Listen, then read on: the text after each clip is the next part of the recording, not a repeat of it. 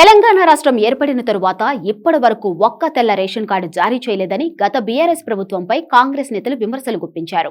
కాంగ్రెస్ ప్రభుత్వం ఏర్పాటయ్యాక తెల్ల రేషన్ కార్డులపై కసరత్తు చేస్తుంది.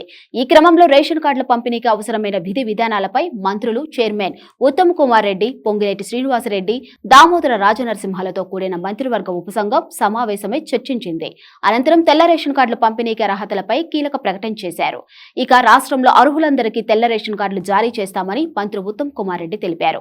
పట్టణ ప్రాంతాల్లో నివసించే వారికి 2 లక్షల గరిష్ట వార్షిక ఆదాయం ఉన్నవారిని రేషన్ కార్డుకు అర్హులుగా భావిస్తున్నాం. గ్రామీణ ప్రాంతాల్లో ₹1,00,000 వార్షిక ఆదాయం లేదా మాగాని 3.5 ఎకరాలు లేదా చెలక 7.5 ఎకరాల లేపు ఉన్నవారినే ఎంపిక చేయాలనుకుంటున్నాం. రాష్ట్రంలో రేషన్ కార్డుల మంజూరుకు సక్సేనా కమిటీ సిఫారసులను పరిగణనలోకి తీసుకుంటాం. తెలంగాణలో ప్రస్తుతం 89 లక్షల రేషన్ కార్డులు ఉన్నాయి. మరో 10 లక్షల దరఖాస్తులు పెండింగ్ లో ఉన్నాయి. త్వరలోనే విధి విధానాలు ఖరారు చేసి తెల్ల రేషన్ కార్డులకు అర్హతలను ప్రకటిస్తామని మంత్రి ఉత్తమ్ కుమార్ రెడ్డి పేర్కొన్నారు. ఇక ఎంపీలు, ఎమ్మెల్యేలకు లేఖలు రాయనుంది ప్రభుత్వం. తెలంగాణలో రేషన్ కార్డుల జారీకి సక్సేనా కమిటీ సిఫారసులను రాష్ట్ర ప్రభుత్వం పరిగణనలోకి తీసుకోనుంది. అయితే అన్ని పార్టీల ప్రజాప్రతినిధుల సలహాలు తీసుకోవాలని కేబినెట్ సబ్ కమిటీ నిర్ణయం తీసుకుంది. ఇందులో భాగంగా ఎంపీలు, ఎమ్మెల్యేలకు లేఖలు రాసి వారి నుంచి విలువైన సూచనలు, సలహాలు తీసుకోవాలని రాష్ట్ర ప్రభుత్వం భావిస్తుందని మంత్రి ఉత్తమ్ కుమార్ రెడ్డి వెల్లడించారు.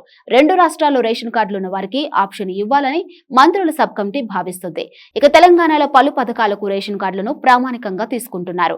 అయితే రేషన్ కార్డు ఉండటమే తప్పనిసరి కాదని, అది కేవలం గుర్తింపు కోసమే, నిర్ధారణ కోసమే పలు పథకాల అమల్లో భాగంగా మంత్రులు చెబుతున్నారు.